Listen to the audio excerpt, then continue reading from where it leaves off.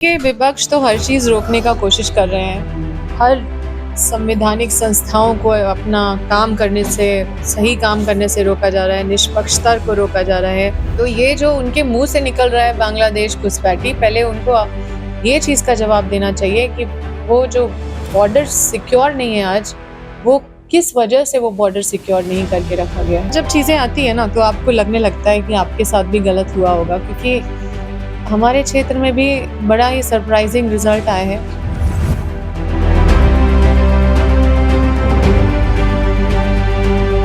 और एसआईआर के मुद्दे पर लगातार कांग्रेस के पूर्व राष्ट्रीय अध्यक्ष राहुल गांधी इस मुद्दे को उठा रहे हैं। संसद भवन में भी इंडिया गठबंधन के द्वारा एक रैली का भी आयोजन किया जा रहा था, जिसको पुलिस प्रशासन के द्वारा रोका भी गया है। हमारे साथ बातचीत करने के लिए मौजूद है कांग्रेस की राष्ट्रीय सचिव सह बड़कागांव पूर्व विधायक अम्बा प्रसाद जी। अम्बा जी, जिस प्रकार से आप लोगों के नेता पूर्व राष्ट्रीय अध्यक्ष राहुल गांधी जी ने संसद में भी वोट चोरी का एक मामला उठाया है, एसआईआर के मुद्दे पर भी मुखर रहे हैं। इंडिया गठबंधन के द्वारा जो रैली का आयोजन किया जा रहा था संसद भवन परिसर में, उसको कहीं ना कहीं रोका जा रहा है। क्या कुछ कहेंगे इस मुद्दे पर? देखिए, विपक्ष तो हर चीज़ रोकने का कोशिश कर रहे हैं। हर संवैधानिक संस्थाओं को अपना काम करने से, सही काम करने से रोका जा रहा है, निष्पक्षता को रोका जा रहा है, बेईमानी को पनाह दिया जा रहा है, चोरी को पनाह दिया जा रहा है और अपने पक्ष में सारी चीज़ों को मैनेज किया जा रहा है।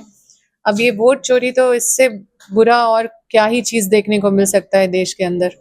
संविधान का ये जड़ पे ये आक्रमण है, एक एक व्यक्ति के अधिकार पे आक्रमण है।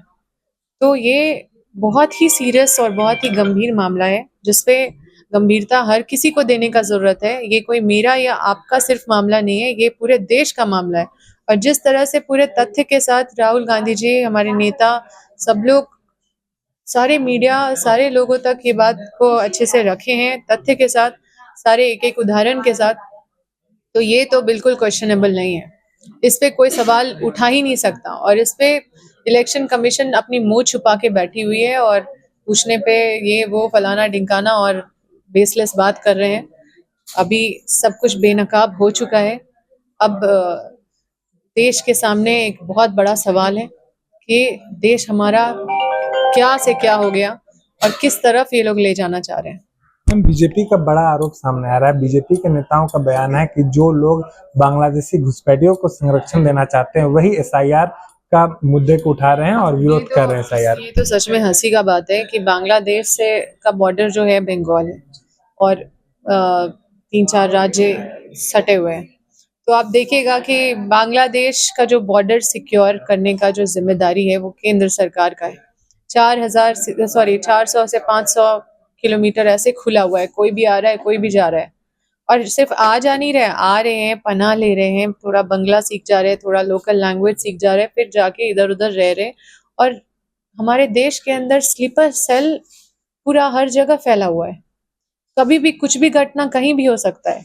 आप अगर अपने बच्चों को अगर कहीं भेजेंगे घूमने के लिए, तो आपके अंदर डर रहेगा कि वो कहाँ है, वहाँ पे कोई घटना ना हो जाए। हम इतना सिक्योर और सेफ फील नहीं कर रहे हैं आज के डेट में।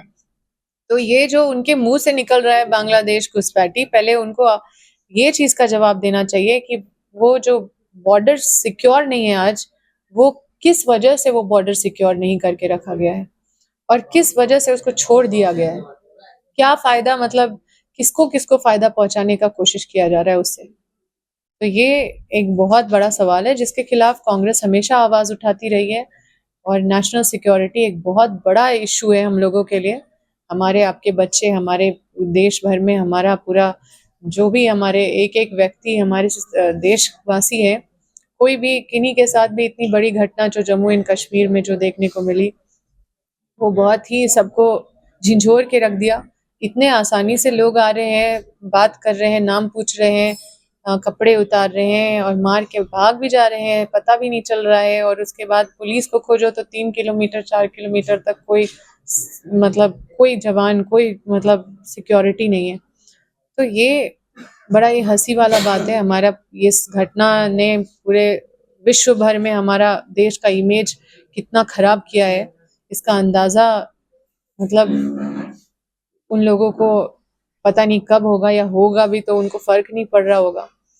तो बहुत सारे गंभीर चीजें हैं जो जिसकी गंभीरता समझने की जरूरत है। मैम एक अंतिम सवाल आपसे रहेगा, विधानसभा चुनाव जो वर्ष 2024 में हुए थे, क्या लगता है कि आपकी विधानसभा बड़कागांव में भी वोट चोरी का मुद्दे को बढ़ावा दिया गया था?